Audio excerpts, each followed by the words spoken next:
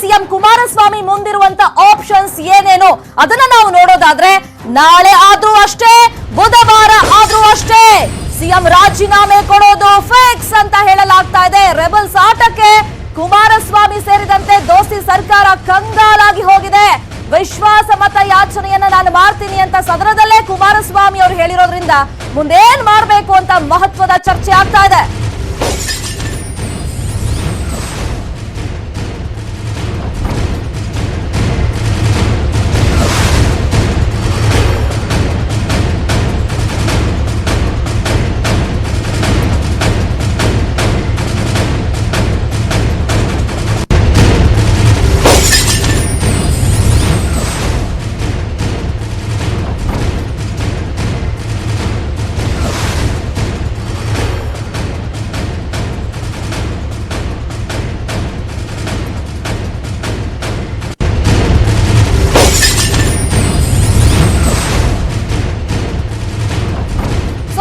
ಕುಮಾರಸ್ವಾಮಿ ಹಾಗಾದ್ರೆ ಏನು ಮಾಡಬಹುದು? ಅತೃಪ್ತರೀಗ ಮುಂಬೈನಲ್ಲಿ ಎಲ್ಲರೂ ಹೋಗಿ ಸೇರ್ಕೊಂಡಾಗಿದೆ.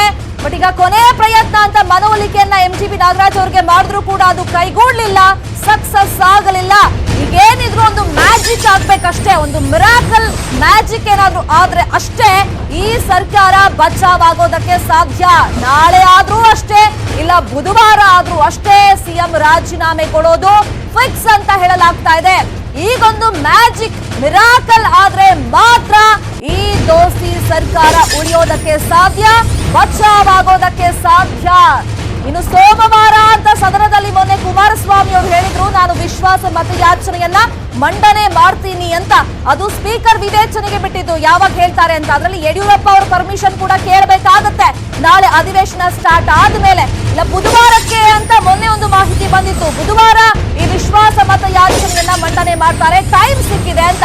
ಬಟ್ ಈ ಟೈಮ್ ನಲ್ಲಿ ಏನು ಮಾಡಕ್ಕಾಗಿಲ್ಲ, ಅತೃಪ್ತ ಶಾಸಕರ ಮನವೊಲಿಸೋದಕ್ಕೆ ಆಗ್ಲಿಲ್ಲ. ರೆಬಲ್ಸ್ ಆಟಕ್ಕೆ ಕುಮಾರಸ್ವಾಮಿ ಕಂಗಾಲಾಗಿ ಹೋಗಿದ್ದಾರೆ.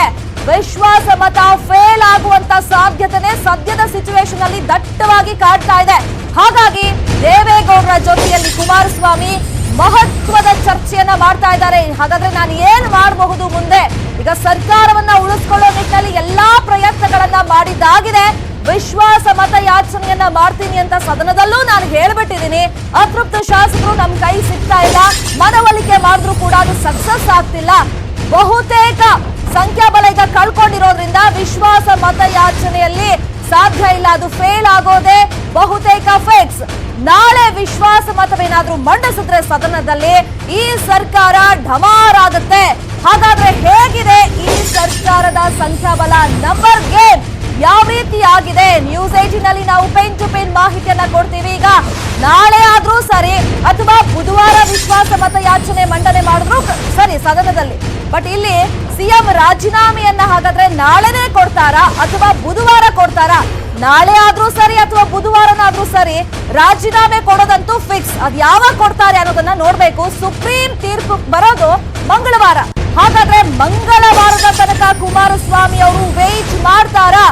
ಅದು ಕುತೂಹಲ. ಯಾಕಂದ್ರೆ ಈಗ ರಾಜೀನಾಮೆ ಕೊಡೋದು ನಾಳೆನಾದ್ರೂ ಸರಿ ಬುಧವಾರನಾದ್ರೂ ಸರಿ ಕೊಟ್ಟೇ ಕೊಡ್ತಾರೆ. ಬಟ್ ಮಿಡ್ ನಲ್ಲಿ ಮಂಗಳವಾರ ಸುಪ್ರೀಂ ಕೋರ್ಟ್ ತೀರ್ಪು ಬರುತ್ತೆ. ಹಾಗಾಗಿ ಸೋಮವಾರ ಅಂದ್ರೆ ನಾಳೆನೆ ಹಾಗಾದ್ರೆ ವಿದಾಯದ ಭಾಷಣವನ್ನ ಮಾಡಿ ತಾನು ತನ್ನ ಸ್ಥಾನಕ್ಕೆ ರಾಜೀನಾಮೆಯನ್ನ ಕೊಡ್ತೀನಿ ಅಂತ ಘೋಷಣೆಯನ್ನ ಕುಮಾರಸ್ವಾಮಿ ಮಾಡ್ತಾರಾ? ರಾಜೀನಾಮೆ ಅಂತೂ ಫಿಕ್ಸ್ ಆಗಿದೆ ಸದ್ಯದ ಸಿಚುವೇಶನ್ ಅಲ್ಲಿ. ಹಾಗಾಗಿ ಅದನ್ನ ನಾಳೆ ಮಾಡ್ತಾರಾ ಅಥವಾ ಬುಧವಾರ ರಾಜೀನಾಮೆಯನ್ನ ಮಾಡ್ತಾರಾ ಅನ್ನೋದು ಸದ್ಯಕ್ಕಿರುವಂತ ಕುತೂಹಲ.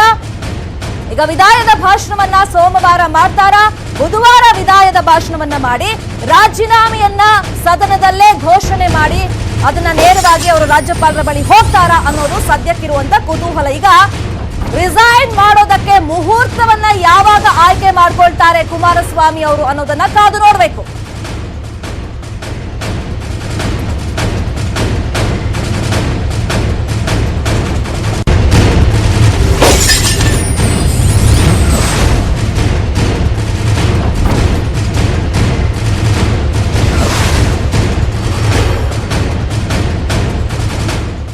ಹಾಗಾದ್ರೆ ಹಾಗಾದ್ರೆ ಏನೆಲ್ಲ ಬೆಳವಣಿಗೆ ಆಗ್ತಾ ಇದೆ ದೇವೇಗೌಡರ ನಿವಾಸದ ಬಳಿ, ಜೊತೆಗೆ ಏನ್ ಚರ್ಚೆಯಲ್ಲಿ ಏನೆಲ್ಲ ಮಾಡ್ಕೊಳ್ತಿದ್ದಾರೆ ಪ್ಲಾನ್ ಅಂದ್ರೆ ರಾಜೀನಾಮೆ ಕೊಡೋದಂತೂ ಫಿಕ್ಸ್, ಅದು ಸೋಮವಾರನ ಅಥವಾ ಬುಧವಾರನ ಅನ್ನೋದು ಇವಾಗಿರುವಂತ ಸಸ್ಪೆನ್ಸ್. ಯಾವ ಮುಹೂರ್ತವನ್ನ ಇಡಬಹುದು ಹಾಗಾದ್ರೆ ದೇವೇಗೌಡರು ಕುಮಾರಸ್ವಾಮಿ ಅವರು? ಈ ಎಲ್ಲಾ ವಿಚಾರಗಳಿಗೆ ಸಂಬಂಧಪಟ್ಟಂತೆ ಕಂಪ್ಲೀಟ್ ಆಗಿ ಡೀಟೇಲ್ ಆಗಿ ಹೇಳೋದಕ್ಕೆ ನಮ್ಮ ರಿಪೋರ್ಟರ್ ಕೃಷ್ಣ ನಮ್ಮನ್ನ ಲೈವ್ ನಲ್ಲಿ ಜಾಯಿನ್ ಆಗಿದ್ದಾರೆ. ಕೃಷ್ಣ, ಈಗ ಈ ಸಿಚುವೇಶನ್ ಅಲ್ಲಿ ಈ ನಂಬರ್ ಗೇಮ್ಗಳ ಆಟ, ಅತೃಪ್ತ ಶಾಸಕರ ಆಟಗಳನ್ನೆಲ್ಲ ನೋಡಿದಾಗ ರಾಜೀನಾಮೆ ಅಂತೂ ಫಿಕ್ಸ್, ಬಟ್ ಅದು ಸೋಮವಾರ ಕೊಡ್ತಾರಾ ಅಥವಾ ಬುಧವಾರ ಕೊಡ್ತಾರಾ? ಯಾವಾಗ ಮುಹೂರ್ತ ಫಿಕ್ಸ್ ಮಾಡ್ಕೊಳ್ಬಹುದು? ಏನ್ ಚಟುವಟಿಕೆ ಸದ್ಯಕ್ಕೆ ನಡೀತಾ ಇದೆ ಆ ಬಗ್ಗೆ? ಶರ್ಮಿತಾ, ಮುಖ್ಯವಾಗಿ ಶುಕ್ರವಾರವೇ ಮುಖ್ಯಮಂತ್ರಿ ಕುಮಾರಸ್ವಾಮಿ ಅವರು ತಮ್ಮ ಸ್ಥಾನಕ್ಕೆ ರಾಜೀನಾಮೆ ಕೊಡೋದಕ್ಕೆ ತೀರ್ಮಾನ ಮಾಡಿದ್ರು. ಆದ್ರೆ ಕಾಂಗ್ರೆಸ್ ನಾಯಕರು ಅದಕ್ಕೆ ತಡೆ ಹಿಡಿದಿದ್ರು.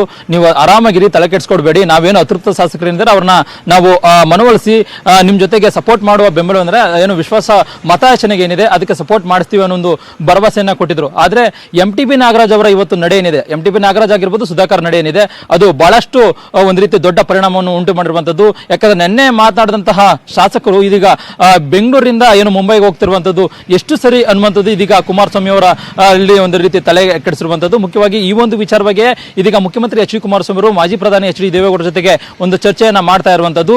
ನಾನು ಕಳೆದ 4 ದಿನಗಳ ಹಿಂದೆ ಅಷ್ಟೇ ನಾನು ಹೇಳಿದೆ, ಸುಮ್ಮನೆ ಕೊಟ್ಟು ಹೋಗ್ಬಿಡೋಣ, ರಾಜೀನಾಮೆ ಕೊಟ್ಟು ಹೋಗ್ಬಿಡೋಣ, ಸುಮ್ಮನೆ ಸಮಸ್ಯೆ ಆಗುತ್ತೆ, ರಾಜ್ಯದ ಜನರಿಗೆ ಒಂದು ಮೆಸೇಜ್ ಕೊಡಬೇಕು, ಅದಕ್ಕೆ ಕೊಟ್ಟು ಹೋಗ್ಬಿಡೋಣ ಅಂತ ತೀರ್ಮಾನ ಮಾಡಿದೆ. ಅದನ್ನ ನಿಮ್ಮ ಮಾತು ಕೇಳ್ಕೊಂಡು ಈಗ ಒಂದು ಇದ್ದ ಇಷ್ಟು ದಿನವರೆಗೂ, ಆದ್ರೆ ಈಗ ಅತೃಪ್ತ ಕಾಂಗ್ರೆಸ್ನಲ್ಲಿರ್ತ ಅತೃಪ್ತ ಶಾಸಕರು ಅವರನ್ನ ಮನವೊಲಿಸೋದಕ್ಕೆ ಆಗ್ಲಿಲ್ಲ. ಈಗ ಅಲ್ಲಿಗೆ ಹೋಗಿದ್ದಾರೆ. ನಾವೇನ್ ಮಾಡ್ಬೇಕು ಅನ್ನೋದ್ರ ಬಗ್ಗೆ ಇದೀಗ ದೇವೇಗೌಡರ ಜೊತೆಗೆ ಕುಮಾರಸ್ವಾಮಿ ಅವರು ಮಾತುಕತೆಯನ್ನು ನಡೆಸ್ತಾ ಇರುವಂತದ್ದು.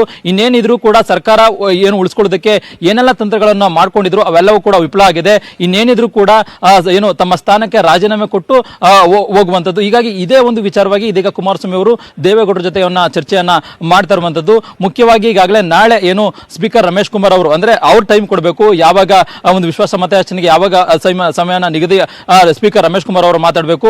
ಹೀಗಾಗಿ ಈಗಾಗಲೇ ಕುಮಾರಸ್ವಾಮಿ ಅವರು ಬುಧವಾರ ವಿಶ್ವಾಸ ಮತಯಾಚನೆಗೆ ಒಂದು ಸಮಯನ್ನ ಕೇಳಿದ್ದಾರೆ. ಹೀಗಾಗಿ ನಾಳೆ ಈಗಾಗಲೇ ವಿರೋಧ ಪಕ್ಷದ ನಾಯಕರಾಗಿರ್ತಕ್ಕಂಥ BS ಯಡಿಯೂರಪ್ಪನವರು ಕೂಡ ನಾಳೆ ವಿಶ್ವಾಸ ಮತಯಾಚನೆ ಮಾಡಿ ಒಂದು ಪಟ್ಟನ್ನು ಹಿಡಿದಿರುವಂತದ್ದು. ಹೀಗಾಗಿ ನಾಳೆ ಸ್ಪೀಕರ್ ರಮೇಶ್ ಕುಮಾರ್ ಅವರ ಜೊತೆಗೆ ವಿರೋಧ ಪಕ್ಷದ ನಾಯಕರು ಯಡಿಯೂರಪ್ಪ ಆಗಿರ್ಬೋದು, ಜೊತೆಗೆ ಮುಖ್ಯಮಂತ್ರಿ H.D. ಕುಮಾರಸ್ವಾಮಿ ಅವರು ಚರ್ಚೆ ಮಾಡೋದ್ರ ಮೂಲಕವಾಗಿ ಅಂತಿಮವಾಗಿ ನಾಳೆ ಅಥವಾ ಬುಧವಾರ ಏನು ವಿಶ್ವಾಸ ಮತಯಾಚನೆಗೆ ಸಮಯ ನಿಗದಿ ಮಾಡುವಂತಹ ಸಾಧ್ಯತೆ ಇದೆ. ಹೀಗಾಗಿ ನಾಳೆನೆ ಏನು ರಾಜೀನಾಮೆ ಕೊಡೋದಕ್ಕೂ ಕೂಡ ಒಂದ್ ವೇಳೆ ಏನಾದರೂ ವಿಶ್ವಾಸ ಮತಯಾಚನೆಗೆ ನಾಳೆ ಸಮಯ ನಿಗದಿ ಆಯ್ತಂದ್ರೆ ನಾಳೆ ಕುಮಾರಸ್ವಾಮಿ ಅವರು ತಮ್ಮ ಸ್ಥಾನಕ್ಕೆ ರಾಜೀನಾಮೆ ಕೊಟ್ಟು ಹೋಗೋದಂತೂ ಸದ್ಯ.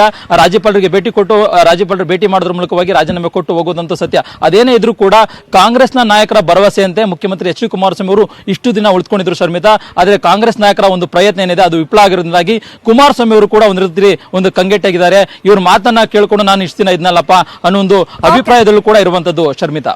ಓಕೆ, ಥ್ಯಾಂಕ್ ಯು ಕೃಷ್ಣ ತಮ್ಮೆಲ್ಲ ಇನ್ಫಾರ್ಮೇಶನ್ಗೆ.